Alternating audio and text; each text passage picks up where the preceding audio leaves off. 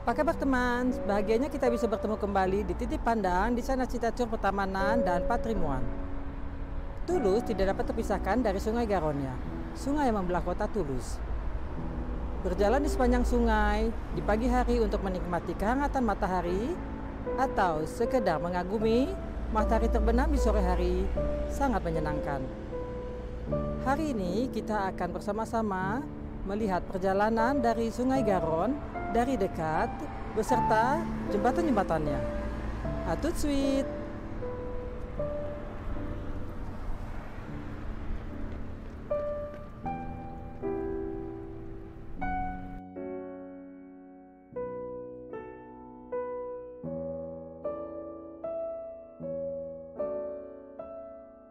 Sungai Garonne sepanjang 647 km mengambil sumbernya dari lembah Arong di Pirene bagian Spanyol. Airnya mengalir melalui Toulouse, Midi-Pirene, Aquitaine sebelum bergabung di Samudra Atlantik.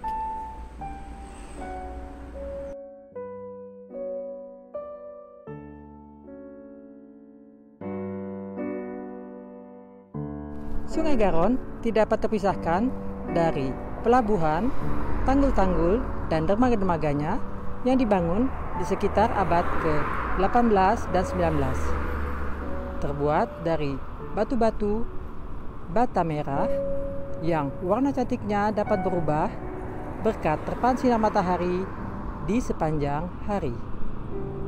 Ini adalah merupakan salah satu dari identitas Toulouse yang menakjubkan.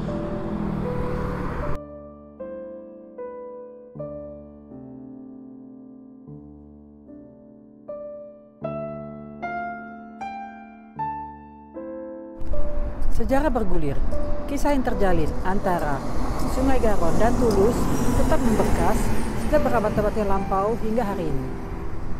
Jalinan kasih antara sukacita bersanding dengan duka derita yang tetap membekas, yang meninggalkan kecemasan hingga hari ini.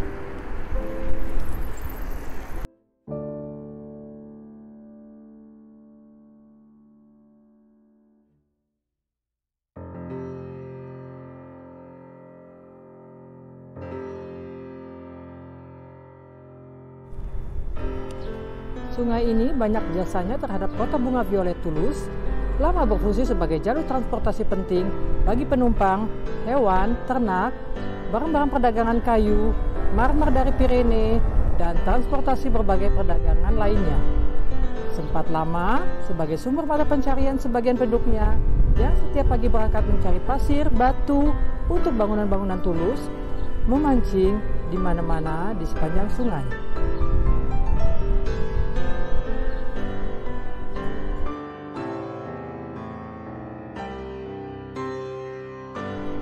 Begitu pula di sepanjang pinggir Garonne ditambatkan beberapa bateau lavoir, yaitu kapal-kapal di mana para pekerja pencuci pakaian, spray, mengupahkan jasa bagi orang-orang Toulouse. Bateau lavoir berakhir sebelum terhanyut oleh banjir di tahun 1952. Tersebar juga di pinggir sungai merapat beberapa kapal bain douche, yaitu kamar mandi umum di kota Toulouse.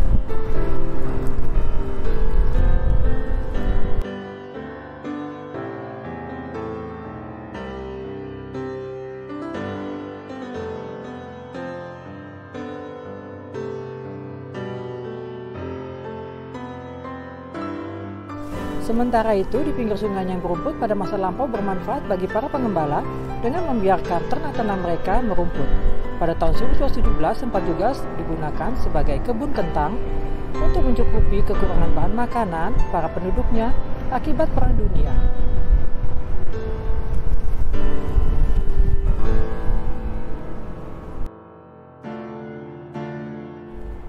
Garonne di masa lampau tidak dapat dipisahkan sebagai tempat randevu orang-orang Toulouse untuk melihat pertandingan bola oval, teater terbuka, sirkus, pasar malam. Di sungai juga sebagai tempat berlangsungnya perlombaan dayung, perahu layar, dan berbagai aktivitas olahraga lainnya. Sekolah-sekolah kursus renang khusus didirikan di pinggir sungai yang diberi pembatas demi keamanan.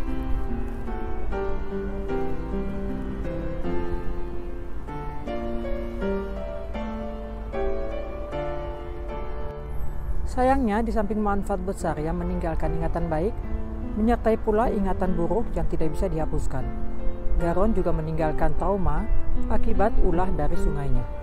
Penduduknya harus membayar dengan harga yang tidak terkira, diakibatkan bencana alam banjir besar.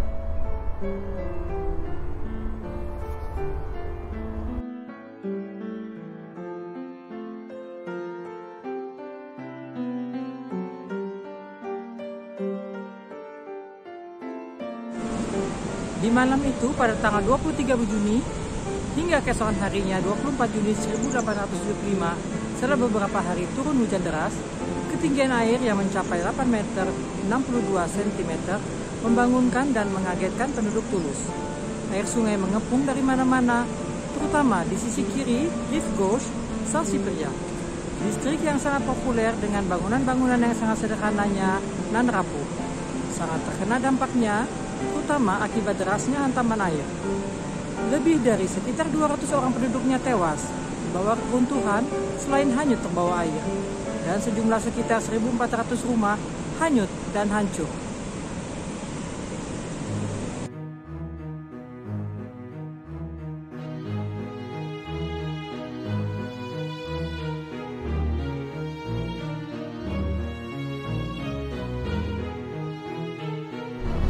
Beberapa jembatan seperti Saint-Michel dan Ampalo tidak bisa menahan derasnya air, turut hanyut pula.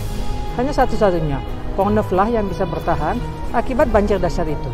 Pada masa itu, setelah bencana tersebut, melalui jembatan Pont-Neuf, komunikasi dengan distrik Rive Gauche, Saint-Cyprien dapat tetap terjaga.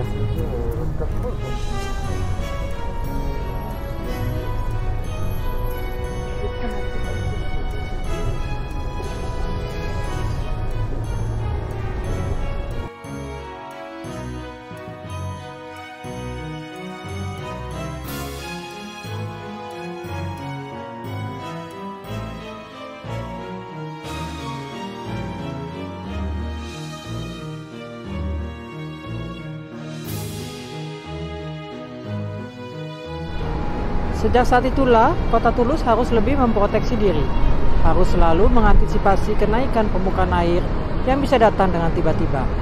Semenjak itu, Garonne memiliki alat-alat petunjuk yang diletakkan tersembunyi, berupa lempengan-lempengan, di samping berbagai alat lainnya untuk memonitor ketinggian air.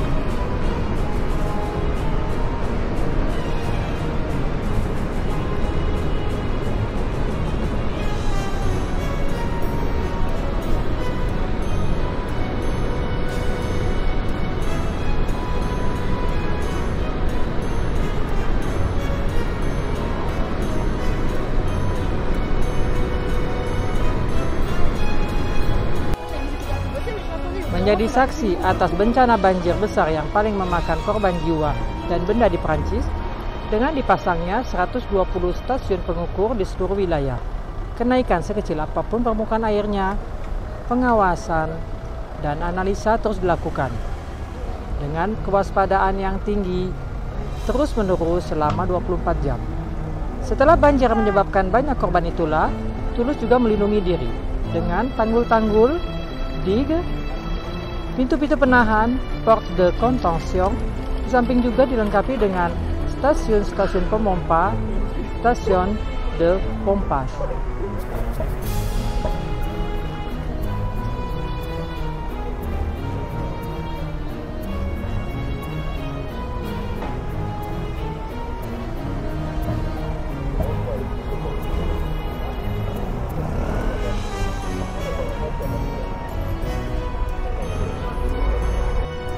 Disesalkan, bencana masih terus mengancam, seperti halnya yang terjadi dengan datangnya beberapa banjir lagi setelah itu.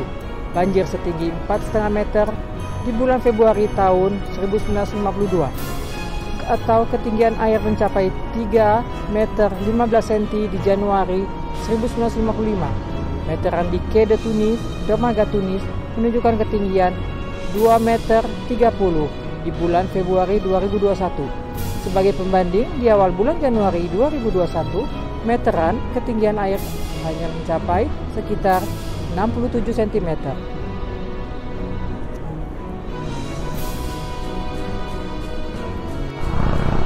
Benar-benar Toulouse harus senantiasa tetap bersiaga demi menghadapi tingkah Garonne yang airnya bersumber dari Pyrenees, yang tidak selalu dapat diprediksi tingkah meteorologinya, diakibatkan fenomena-fenomena Cévenol yang berasal dari jajaran pegunungan di wilayah Cévennes.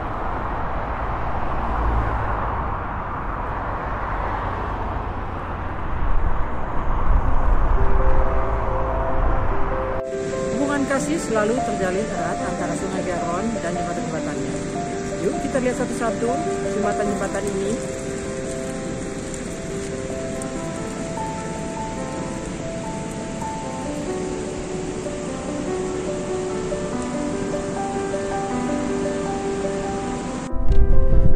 Pont-Neuf adalah jenis jembatan berstruktur lengkung busur terbuat dari bahan bata dan batu-batu.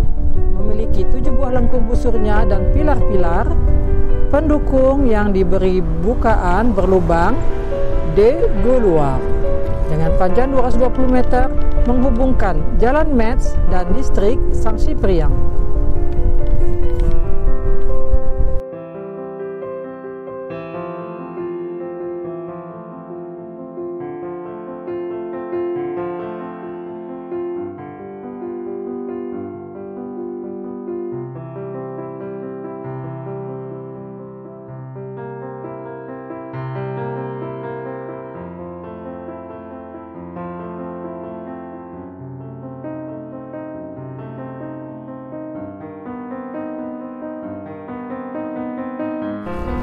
Pont-Neuf merupakan jembatan tertua di Toulouse yang dibangun di antara tahun 1544 dan 1632. Pada awalnya jembatan dibangun atas perintah salah seorang raja Prancis, François pertama, agar jalan di Toulouse dapat dilanjutkan hingga ke Spanyol. Desainnya dibuat oleh seorang arsitek Toulouse, Nicolas Bachelier.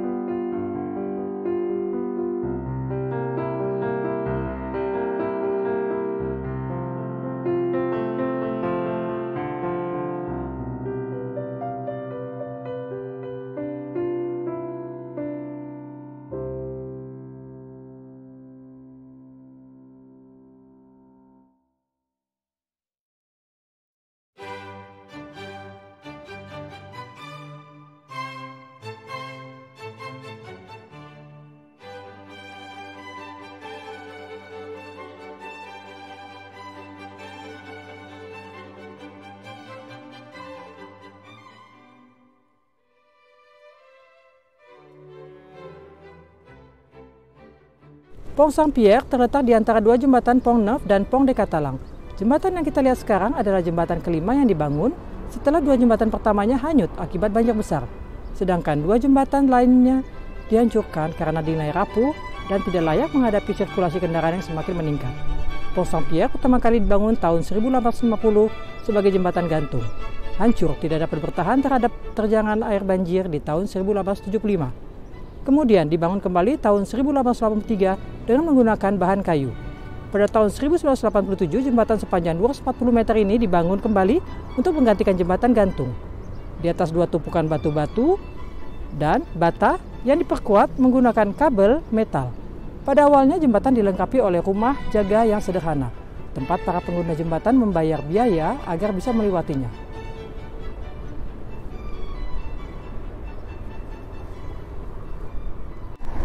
Pont de Catalan merupakan jenis jembatan berstruktur lengkung busur terbuat dari batu-batu dan beton arme. Jembatan dibangun oleh Insinyur Paul Séjourné pada tahun 1901, yang baru diresmikan pada tahun 1907. Berukuran sepanjang 257 meter dan lebar sekitar 22 meter, lengkungan-lengkungan yang saling berhubungan berjarak sekitar 10 meter.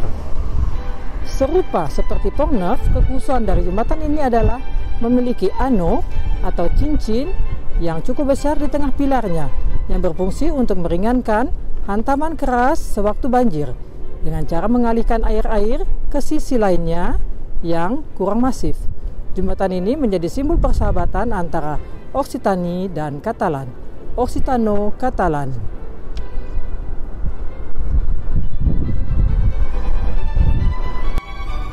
Pont Saint-Michel, jembatan Saint-Michel yang dibangun pertama kali pada tahun 1836 dihanyutkan oleh banjir di tahun 1875. Baru kemudian 10 tahun kemudian, di antara tahun 1885 dan 1890, oleh seorang insinyur Mivone dibangun kembali, yang sebagian bahannya terbuat dari metal.